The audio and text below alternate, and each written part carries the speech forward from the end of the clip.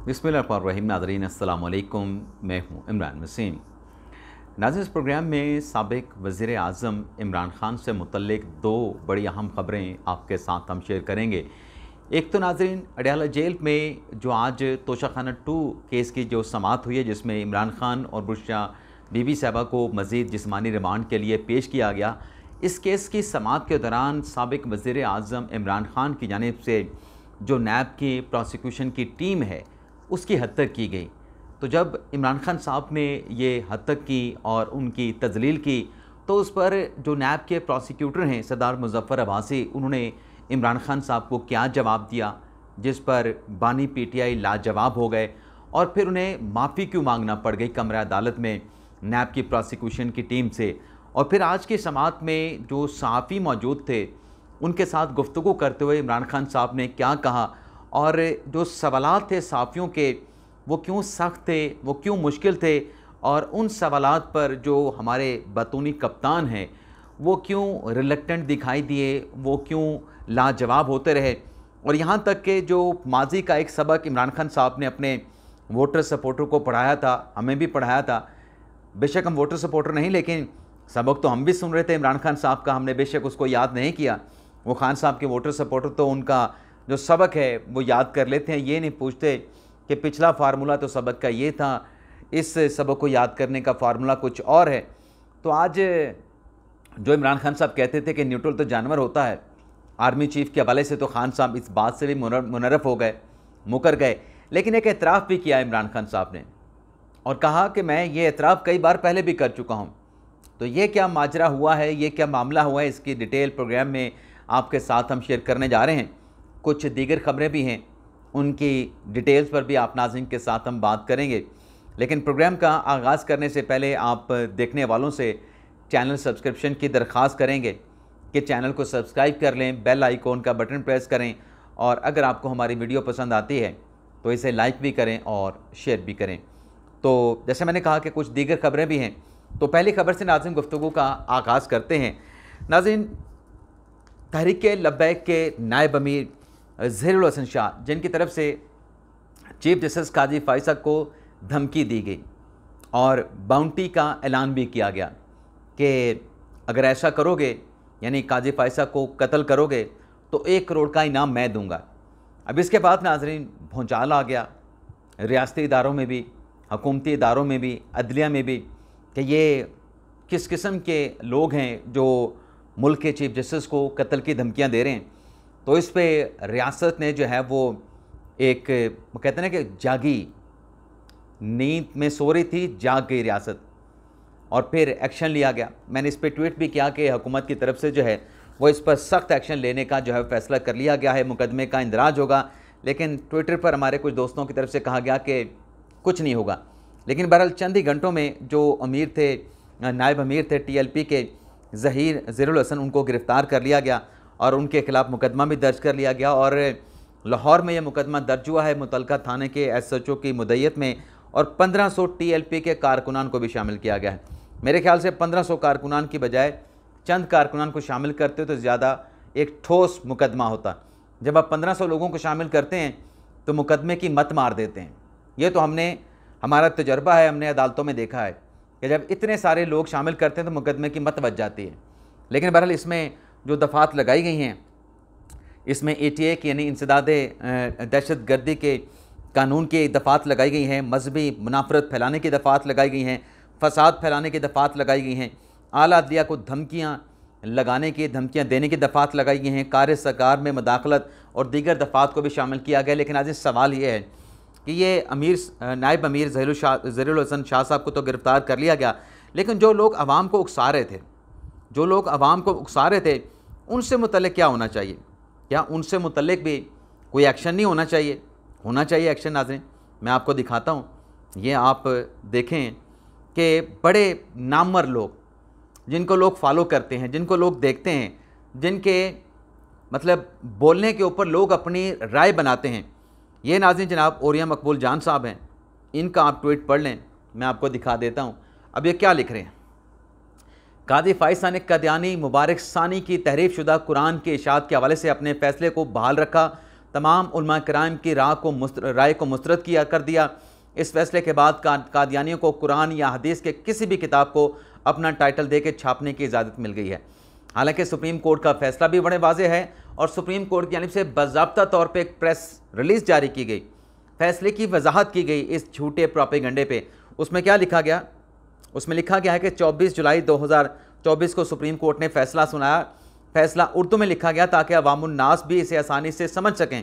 फैसले में वाज़ेह अल्फाज में कहा गया कि हज़रत मोहम्मद सल्लल्लाहु अलैहि वसल्लम की ख़त्म नबूवत पर कामिल और गैर मशरूत ईमान के बगैर कोई शख्स मुसलमान नहीं हो सकता। बिलाशुबा अगर हमें और किसी भी मुसलमान को नबी पाक की ख़त्म नबूवत पे ईमान नहीं है तो वो मुसलमान नहीं है, वो ईमान के इस्लाम के दायरे से खारिज है। तो आगे क्या लिखा गया है कि ये भी सरियन अल्फाज में कहा गया है कि ख़ुद को अहमदी कहने वाले दोनों ग्रोह, यानी दो ग्रोह हैं अहमदियों के, दोनों ग्रोह दीन और शरीयत और आइन और कानून के मुताबिक गैर मुस्लिम हैं, नॉन मुस्लिम उनको डिक्लेयर किया गया सुप्रीम कोर्ट के फैसले में। आगे कहा गया कि ख़ुद को अहमदी कहने वालों को अवामी या निजी सतह पर मुसलमानों में अपना अकीदा फैलाने का कोई हक़ नहीं। यानी ये जो अहमदी हैं ये मुसलमानों को में तबलीग नहीं कर सकते, उनको अपने जो उनका जो भी है नबी पाक को वो नहीं मानते, ख़त्म नबूवत पे यकीन नहीं रखते, तो वो आके मुसलमानों में अपने जो फ़िरका है उसकी तबलीग नहीं कर सकते। उसको भी रोका गया कि आप ऐसा नहीं कर सकते। और फिर ना आप ये अहमदी अपनी जो इबादत गाह है उसको मस्जिद डिक्लेयर कर सकते हैं, ना ओपनली जो उनकी किताब है उसको कुरान पाक कह सकते हैं, ना आप ओपनली जाके तबलीग कर सकते हैं, ना ख़ुद को मुसलमान कह सकते हैं। और फिर इसमें यह भी कहा गया है कि हुकूमत पंजाब की नज़रसानी की दरख्वास्त एक्सेप्ट कर ली है। इस बाबत तफसीली वजाहत की गई और तमाम जो उलमा कराम की जो मामनत है उसको भी एक्सेप्ट किया गया है, उनका शुक्रिया भी अदा किया गया है। लेकिन सुप्रीम कोर्ट ने कहा कि इसके बावजूद भी बेबुनियाद इल्ज़ाम तराशी की जारी है और वो अपनी आरा को जयत उलमा के मौक़िफ़ से ज़्यादा मोतबर समझते हैं। अब जो इस किस्म के नाज़िम फतवे जारी कर रहे हैं, ये जो दहशत गर्दी के वाक़यात होते हैं इस पर फतवे क्यों नहीं जारी करते? ये जो गवादर में सिक्योरिटी फोर्सेस के ऊपर अटैक किया गया, एक जवान शहीद हुआ, 16 जो है वो ज़ख्मी कर दिए गए, जिसमें एक अफसर भी शामिल थे। एक हजूम की तरह से आए और आके अपने जवानों को आके वहाँ पे ज़ख्मी किया, उन पे हमला किया, उन्हें माजूर किया, उनकी आँखों को टारगेट किया, उनके जिस्मानी एज़ा को टारगेट किया। इनसे मुतल्लिक़ ये फतवा क्यों नहीं देते? ये जो दहशतगर्द जो हैं आके बम ब्लास्ट कर देते हैं मसाजिद में, स्कूलों में, तालीमी इदारों में, पब्लिक स्पेस पे, क्या ये जायज़ है कि आप मुसलमानों को खुदकुश हमला करके हलाक करें? इस पर फतवा क्यों नहीं देते? इस पर क्यों खामोशी रहती है? इसके अलावा नाज़रीन, जुडिशल मजिस्ट्रेट इस्लामाबाद के जुडिशल मजिस्ट्रेट हैं जिनकी जानिब से 8 जून 2022 को जो एक प्राडो गाड़ी की टक्कर से दो नौजवान शकील और हसनैन की जो जाम बहक हुए थे, उसमें जो खातून इन्वॉल्व थी उसके जो है वो अरेस्ट वारंट जो है वो जारी कर दिए गए हैं और पुलिस ने ये अरेस्ट वारंट हासिल कर लिए हैं और बताया गया है कि ये बिला ज़मानत अरेस्ट वारंट हैं। और इस्लामाबाद के जो जुडिशल मजिस्ट्रेट हैं सोहेब बिलाल रांझा, उनकी तरफ से ये अरेस्ट वारंट जारी किए गए हैं। तो ये नाज़रीन जिस खातून के ये अरेस्ट वारंट जारी हुए हैं वो नाज़रीन साबिक जो लाहौर हाई कोर्ट के चीफ जस्टिस रहे मलिक शहजाद साहब, उनकी बेटी के हैं और अब ये अरेस्ट वारंट अदालत की जानिब से जारी किए गए हैं। और मैं अपने एक ब्लॉग में कह चुका हूँ कि एक रोड एक्सीडेंट है और इसमें कोई मलिक शहजाद साहब की जो है कोई उस बच्चों के साथ, बच्चों की फैमिली के साथ कोई दुश्मनी नहीं, लेकिन इसमें कुछ क्वेश्चंस हैं कि मौके से चले गए और मौके से लोग चले जाते हैं क्योंकि मौके पे मौजूद रहें तो लोग आप पे अटैक करके आपको मार सकते हैं। लेकिन इसमें जो दूसरे सवालात आ रहे हैं कि 2 साल तक ये केस क्यों रुका रहा, इसकी तफ्तीश क्यों रुकी रही, इसमें किसका रोल था, किसके अख्तियारात का इस्तेमाल था, वो सवाल अपनी जगह पे मौजूद है, यहाँ पे भी मौजूद है और सुप्रीम जुडिशल काउंसिल में भी मौजूद है। इसके अलावा नाजरीन, अहमद वकास पाकिस्तान तहरीक इंसाफ के रहनुमा हैं जिन्हें आज जो है वो जुडिशल कर दिया गया था। तो आज जुडिशल होने के बाद उनकी ज़मानत की दरख्वास्त जो है उनके वकला की जानिब से जो है वो ATC अदालत में दायर कर दी गई है। लेकिन इसके साथ साथ जो इनके जिस्मानी रिमांड के ख़िलाफ़ दरख्वास्त थी इस्लामाबाद हाई कोर्ट पे, जिस पर आज जस्टिस मियां गुल हसन औरंगज़ेब और अरबाब ताहिर साहब ने समाअत की, लेकिन चूँकि उन्हें जुडिशल कर दिया गया है तो जो अपने जज साहब हैं, जो बेंच था 2 रुकनी इस्लामाबाद हाई कोर्ट का, तो उन्होंने ये दरख्वास्त नाकाबिले समाअत और गैर मौसर हो जाने की बिना पे जो है वो डिस्पोज ऑफ कर दी है। इसके अलावा नाज़रीन, ऑडियो लीक केस की समाअत थी, अली मीन गंडापुर साहब पेश नहीं हुए, उनकी इस्तिस्ना की दरख्वास्त को एक्सेप्ट कर लिया गया। 14 सितंबर तक केस की समाअत को मुलतवी कर दिया गया है।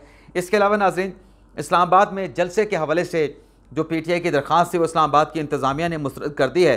तो इस्लामाबाद की इंतज़ामिया की जानिब से जलसे की दरख्वास्त मुस्तरद होने पर जो PTI के रहनुमा हैं लोकल आमिर मुग़ल साहब, उनकी तरफ से जो है वो तौहीन अदालत की दरख्वास्त जो है इस्लामाबाद हाई कोर्ट में फ़ाइल की गई है। तो अब तौहीन अदालत में आ गए हैं। अब आ जाते हैं नाज़रीन, जो अडियाला जेल में इमरान खान साहब का जो जिस्मानी रिमांड 7 दिन का दिया गया था तोशाखाना 2 केस में, उसमें नाज़रीन इमरान खान का जो जिस्मानी रिमांड है उसमें 10 दिन का मज़ीद जिस्मानी रिमांड जो है वो अदालत की जानिब से दे दिया गया है। 8 अगस्त को इमरान खान और बुशरा बीबी साहबा को जो जज हैं एहतसाब अदालत के मोहम्मद अली वड़ाई साहब, उनकी जानिब से इमरान खान साहब को पेश करने का कहा गया है आइंदा समाअत पे 10 दिन के जिस्मानी रिमांड के बाद। लेकिन इस केस की समाअत के दौरान जब इमरान खान साहब के वकील बैरिस्टर जो अपना सलमान सफदर हैं, उनकी जानिब से इमरान खान के जिस्मानी रिमांड की मज़ीद जो है वो मुखालफत की गई। नैब के प्रोसिक्यूशन की टीम सरदार मुजफ्फर अब्बासी मौजूद थे और जो तफ्तीशी हैं नैब के डिप्टी डायरेक्टर नैब मोहसिन हारून मौजूद थे। तो बानी PTI और जो बुशरा बीबी साहबा हैं उनकी तरफ से जो है बड़े सख्त अल्फाज किए गए, ख़ास तौर पे इमरान खान साहब की तरफ से। इमरान खान साहब रोस्टम पे आ गए, बुशरा बीबी साहबा रोस्टम पे आ गई और उनकी तरफ से कहा गया कि ये क्योंकि तल्ख जुमलों का तबादला हुआ लेकिन आगाज़ इमरान खान साहब ने किया। इमरान खान साहब ने, बुशरा बीबी साहबा ने कहा कि आप जो फ़ैसला करना चाहते हैं करें, मैं अपना फ़ैसला अल्लाह पे छोड़ती हूँ। बुशरा बीबी साहबा ने जज साहब को मुखातिब करके कहा और फिर कहा कि आप जिस मनसब पे बैठे हैं क्या आपको नज़र नहीं आ रहा कि नैब क्या कर रहा है। और फिर उन्होंने कहा, बुशरा बीबी साहब ने, कि हमारे साथ मुसलसल नाइंसाफ़ी हो रही है। नैब वाले बाएँ जानिब खड़े हैं, हम दाएँ जानिब खड़े हैं। नैब वाले एक केस के बाद दूसरा झूठा केस फाइल कर रहे हैं। इमरान खान साहब ने कहा कि मेरी अहलिया का तोशा खाना से कोई ताल्लुक़ नहीं, इसको क्यों सजा दी जा रही है। वज़ीर आज़म मैं था, मेरी अहलिया किसी पब्लिक ऑफिस में नहीं थी। अब खान साहब की इसी बात को अब खान साहब माजी अपना भूल गए हैं कि मरीम नवाज़ के ख़िलाफ़ आपने कैसे नैब का रेफरेंस चलाया और फिर जब नैब का रेफरेंस चलाया तो उसमें आपने कैसे प्रोसिक्यूशन में मैनिपुलेशन की। तो मरीम नवाज़ भी पब्लिक ऑफिस होल्डर नहीं थी, तो फिर उसके ख़िलाफ़ आप क्या कर रहे थे।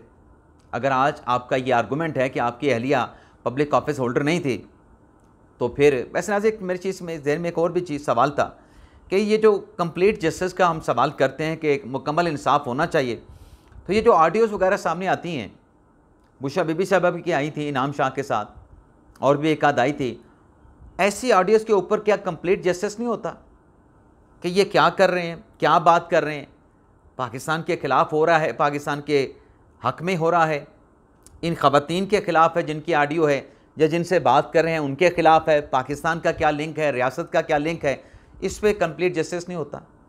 क्यों नहीं होता, ये मेरा एक सवाल है। इसके अलावा नाज़रीन, जब इमरान खान साहब ने कहा कि नैब वाले जो हैं, मैं वज़ीर-ए-आज़म नहीं था, मेरी अहलिया किसी पब्लिक ऑफिस में नहीं थी, नैब वाले ज़मीर फ़रोश हैं, इनको तो पैसे दो जो मर्ज़ी करवा लो। अब खान साहब नैब वालों को ज़मीर फ़रोश कह रहे हैं। तो याद करें कि इस वक्त जो एडवोकेट अज़हर सदीक़ साहब हैं, जो इमरान खान साहब के लिए मुख्तलिफ़ अदालतों में पटिशनें डालते हैं, इमरान खान साहब के लिए VVIP जेल में सहूलतों के लिए भी उन्होंने इस्लामाबाद हाई कोर्ट से रिजू कर रखा है। वो कैसे नैब के प्रोसिक्यूटर बने थे मरीम नवाज़ के ख़िलाफ़, कैप्टन सफदर के ख़िलाफ़। खान साहब वो कहानी तो बताएं ना। आज नैब को तो कह रहे हैं कि ये ज़मीर फ़रोश हैं, तो अज़हर सदीक़ साहब को कैसे बनाया था। उस वक्त आप मुल्क के प्राइम मिनिस्टर थे, चीफ़ एग्जीक्यूटिव थे, तो आपने क्या फ़रोश किया था। आपके ऊपर भी तो एक इंसाफ का था ना वो, कि आप मुल्क के चीफ़ एग्जीक्यूटिव बने थे, आप सबके साथ इंसाफ करते। आप क्या कर रहे थे, आपने भी अपना ज़मीर फ़रोश कर दिया था। और फिर आगे कहते हैं कि नैब की टीम को ज़मीर फ़रोशी कहने पे जो प्रोसिक्यूटर जनरल नैब हैं, अपने डिप्टी स्पेशल प्रोसिक्यूटर सरदार मुजफ्फर अब्बासी, वो गुस्से में आ गए। उन्हें कहा कि आप मेरे साथ पर्सनल ना हो, केस पे बात करें। मैंने आज तक आपकी ज़ात पे बात नहीं की, आप मुझे 30,000 रुपये में। अब यहाँ पे आप देखें कि नैब का प्रोसिक्यूटर खान साहब को क्या कह रहा है। वो कह रहा है कि आप मुझे 30,000 रुपये में मुकम्मल डिनर सेट और टी सेट राजा बाज़ार से ख़रीद कर दिखा दें। क्या मोहम्मद बिन सलमान ने आपको 30,000 मालियत का डिनर सेट और टी सेट तोहफे में दिया था? तो खान साहब लाजवाब हो गए। जब सरदार मुजफ्फर ने कहा कि मैंने ज़ाती तौर पे कभी आप पे अटैक नहीं किया, कभी ज़ाती बात नहीं की, 30,000 का आप डिनर और टी सेट लेके चले गए, क्या ये मिलता है राजा बाज़ार में? राजा बाज़ार सस्ता बाज़ार है, सस्ता बाज़ार है। उन्होंने कहा वहाँ से 30,000 रुपये में नहीं मिलता। आप 30,000 में लेके घर चले गए और आपको एक अमीर मुल्क सऊदी अरब, उसके शहज़ादे बल्कि वली अहद जो कि मुस्तकबिल के बादशाह हैं, उसकी तरफ से कि आपको 30,000 का जो है ये तोहफ़ा दिया जाएगा, यानी 1,000 रियाल का भी नहीं था, इतना छोटा सस्ता तोहफ़ा वो आपको देंगे। तो जब ये कहा सरदार मुजफ्फर बासी साहब ने, और फिर उन्होंने कहा कि अदालत की सीधी जानिब मैं खड़ा हूँ, उल्टी जानिब आप खड़े हैं, तो तलक जुमलों पे फिर अदालत की जानिब से समाअत में वफ़ा किया गया। वफ़े के बाद जब दोबारा अदालती कार्रवाई का आगाज़ हुआ तो इमरान खान साहब ने सरदार मुजफ्फर बासी से माजरत कर ली, और ये अच्छा जैसे है खान साहब का कि माफ़ी मांग ली कि मुझे ये नहीं कहना चाहिए, और खान साहब को कहना भी नहीं चाहिए था। लेकिन ये भी इसको वेलकम करना चाहिए कि खान साहब ने अपनी गलती का इदराक होने पे माजरत भी कर ली, और सरदार मुजफ्फर बासी साहब ने उसको एक्सेप्ट भी कर लिया, यानी मामला रफा दफा हो गया। तो इसके बाद नाज़रीन वो जो 8 अगस्त तक खान साहब का जिस्मानी रिमांड जब एक्सेप्ट कर लिया गया। अब आ जाते हैं नाज़रीन, जो इमरान खान साहब के साफ़ियों के साथ गैर रस्मी गुफ्तगू हुई और साफ़ियों ने इमरान खान साहब से क्या सवालात पूछे, मैं बताता चाहता हूँ नाज़रीन, आप सुनते जाएँ। लंबा चौड़ा पर्चा है खान साहब की गैर रस्मी गुफ्तगू का, मेरे साथ रहना। बानी पीटीआई ने 9 मई से कबल GHQ के सामने एहतजाजी मुजाहरे के पुरअमन काल के बयान पे कायम रहे, यानी खान साहब आज भी GHQ के सामने कहते हैं कि मैंने पुरअमन एहतजाज की कॉल दी थी, इस पर मैं कायम हूँ। खान साहब ने कहा कि बानी पीटीआई ने वजाहत के साथ, साफ ये कह रहे हैं कि बानी पीटीआई ने वजाहत के साथ GHQ के बाहर पुरअमन एहतजाज के बयान की दोबारा तस्दीक कर दी। इमरान खान साहब ने कहा कि मेरे बयान को ऐसे पेश किया गया जैसे मैंने 9 मई वाक़े का एतराफ़ या जुर्म किया है। GHQ के बाहर पुरअमन एहतजाज से मुतल्लिक मैंने 3 वीलॉग्स किए थे। खान साहब एतराफ़ कर रहे हैं कि मैंने खुद कहा था अपने 3 वीलॉग्स में कि मैंने कहा था कि पुरअमन एहतजाज करना है। 12 मरतबा पुलिस तफ्तीश में भी GHQ के बाहर पुरअमन एहतजाज का कह चुका हूँ, यानी पुलिस तफ्तीश में भी खान साहब ये कह चुके हैं कि मैंने कहा था कि GHQ के सामने आपने पुरअमन एहतजाज करना है। पुरअमन पे भी आगे चल के बात करते हैं। मैंने पार्टी को कहा था कि अगर फ़ौज और रेंजर मुझे गिरफ्तार करे तो आपने GHQ और कैंटोनमेंट के बाहर जाके पुरअमन एहतजाज करना है। अब खान साहब पुरअमन पे क्यों जोर डाल रहे हैं? क्योंकि 9 मई हो चुका है। खान साहब अगर पुरअमन ना डालें तो खान साहब को पता है कि ये मेरे ऊपर पड़ जाना है, और वैसे भी खान साहब पे पड़ चुका है, वैसे भी खान साहब पे पड़ चुका है ना। अब खान साहब कह रहे हैं कि मैंने कहा था GHQ और कैंटोनमेंट में जाके आपने एहतजाज करना है, तो कोर कमांडर की तरफ क्यों गए? कोर कमांडर पेशावर की तरफ क्यों गए? कोर कमांडर गुजरावाला की तरफ क्यों गए? मुल्क भर में मिलिट्री इमलाक को क्यों टारगेट किया गया? ये PTI का प्लान था। पुरअमन था, पुरअमन नहीं था, ये तो फिर ट्रायल में चलें तय हो जाएगा, इसको भूल जाएं। लेकिन ये तो एतराफ़ आ गया कि हमारा प्लान ये था कि हमने वहाँ पे जाके प्रोटेस्ट करना है। लेकिन जो वीडियोस मौजूद हैं उसमें डंडे, सोटे, गुलेलें, बहुत सारी चीज़ें आपको उनके हाथों में नज़र आएंगी। आगे खान साहब कहते हैं, साफ़ी ने सवाल किया, आप कहते हैं कि पुरअमन एहतजाज की कॉल दी थी, लेकिन 9 मई को तो पुरअमन एहतजाज नहीं हुआ था। साफ़ी का सवाल। इमरान खान जवाब देते हैं कि एहतजाज पुरअमन इसलिए नहीं हुआ कि इसका पहले से ये प्लान था। यानी खान साहब कह रहे हैं कि हमारे प्लान के अंदर किसी और ने प्लान बना लिया। भाई आपने तो इस प्लान की किसी को भनक नहीं पड़ने दी, किसी को बताया तक नहीं। जब 9 मई हो गया फिर लोगों को पता चला कि आपने ये सब कुछ किया। अगर पहले से पता होता तो वो भी इकदाम उठा के बैठते कि आपको कैसे रोकना है, वो आपको कैसे रोकना है पूरा इंतज़ाम करके बैठते। आपने भनक नहीं पड़ने दी। 9 मई हो गया, 9 मई हो गया, किसी को पता नहीं चला, और आपको भी नहीं पता चला कि 9 मई को ये हो जाना है। और फिर आगे खान साहब ने CCTV फुटेज इसलिए सामने नहीं ला रहे कि क्योंकि हमारे लोग CCTV फुटेज में मौजूद नहीं हैं। CCTV फुटेज में हमारे बेगुनाही का सबूत है। वो जो एक नौजवान, बल्कि 2-3 नौजवान कोर कमांडर में थे कि इनकलाब आ गया, इनकलाब आ गया, वो किसका था? हसन नियाज़ी किसका था? जो कोर कमांडर की वर्दी लहरा के ठहरा था कोर कमांडर के घर में, वो किसी को नहीं देखा। और फिर CCTV फुटेज की आप बात करते हैं कि CCTV फुटेज ये इसलिए सामने नहीं ले आ रहे क्योंकि असल चेहरे सामने आ जाएंगे। CCTV फुटेज इन्होंने छुपा ली है। आपको कैसे पता कि असल चेहरे CCTV फुटेज में हैं? सीसीटीवी फुटेज क्यों छुपा रहे हैं, आपको कैसे पता? भाई किसी और ने तो नहीं देखी, आपने कैसे देख ली? जो खान साहब ये कह रहे हैं कि सीसीटीवी फुटेजेस में हमारी बेगुनाही है, सीसीटीवी फुटेजेस में इसलिए सामने नहीं लाई जा रही क्योंकि उसमें किसी और के चेहरे हैं, तो आपने कैसे देख ली कि उसमें और किसी और के चेहरे हैं? सवाल तो ये है।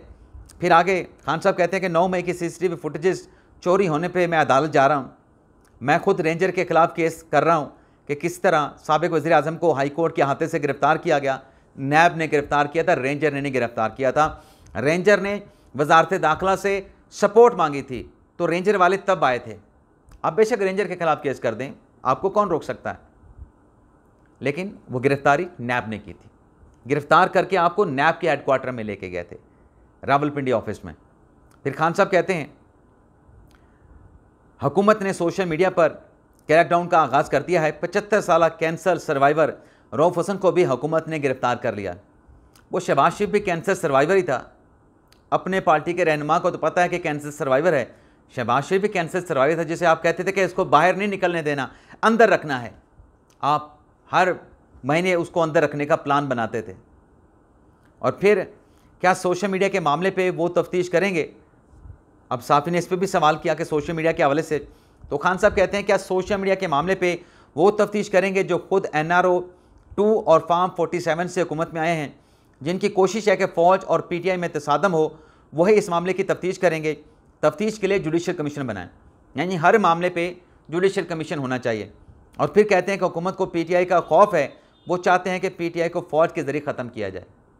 चलें जी, ये भी ठीक है।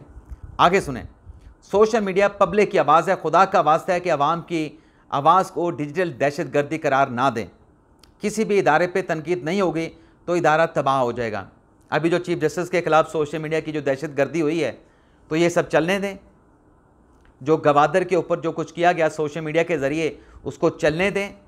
उससे इदारों का, रियासत का भला हो रहा है कि नुकसान हो रहा है? फिर आगे कहते हैं, साफ़ी ने सवाल किया कि आपने अपने दौरे हुकूमत में कानून साजी करवाई थी कि फ़ौज के ख़िलाफ़ बात करने पर सज़ाएँ मुकर्रर की थी, क्योंकि खान साहब ये कह रहे थे किसी भी इदारे पे तनकीद नहीं होगी तो वह इदारा तबाह हो जाएगा। यानी खान साहब कह रहे थे कि इदारों पे तनकीद करें।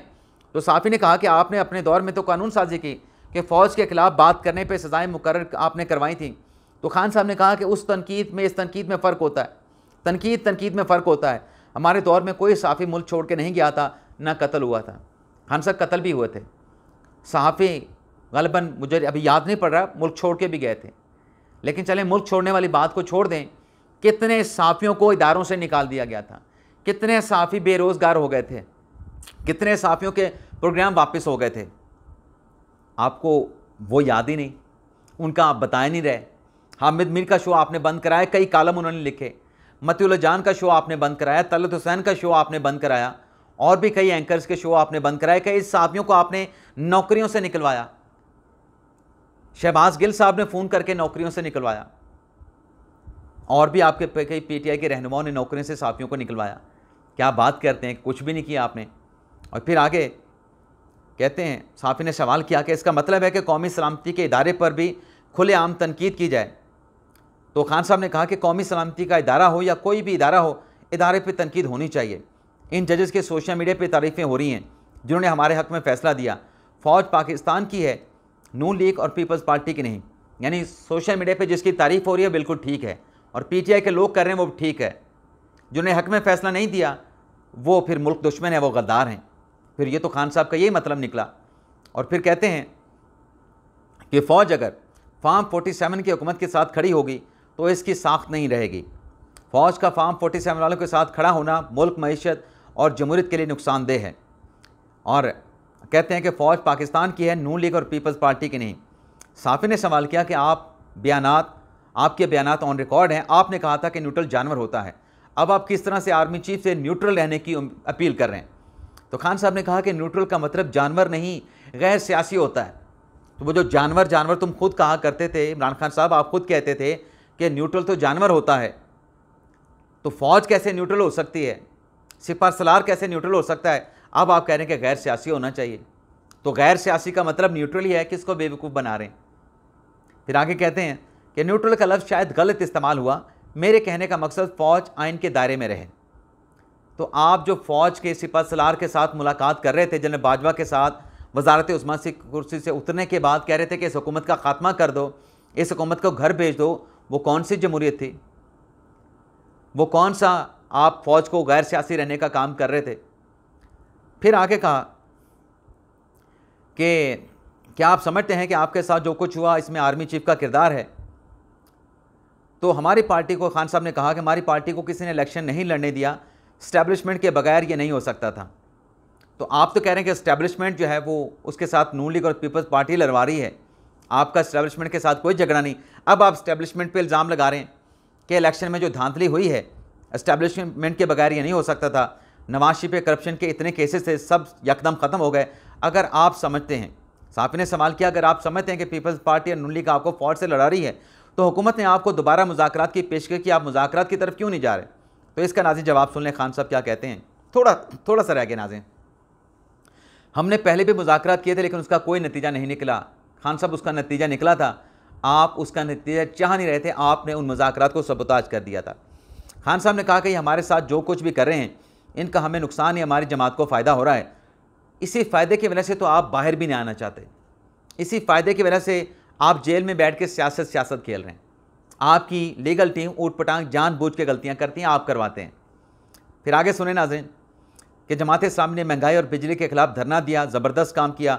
जमात इस्लामी के मौक़िफ़ की तायीद करता हूँ। इस्लामाबाद में हमारे जलसे की इजाज़त नहीं मिली, हमारे कारकुनान को गिरफ़्तार किया जाता है। इस्लामाबाद में इजाज़त ना मिलने पर फैसला किया कि 5 अगस्त को सवाबी में बड़ा शो करेंगे। 5 अगस्त को KPK और पंजाब के बॉर्डर पर जलसा करेंगे जिसमें मुल्क भर से कारकुनान शरीक होंगे। सवाबी में जलसे का फ़ैसला इसलिए किया कि मुल्क की हालात का तकाजा करते हैं कि कोई इंतशार ना हो। सवाबी में जलसा करके दिखाएंगे मुल्क में किस पार्टी की पावर है। कर लें खान साहब जलसा, आपको किसने रोका है? आपका अपना सूबा है, आपकी अपनी हुकूमत है। इजाज़त चाहते हैं नाज़रीन, अल्लाह हाफ़िज़।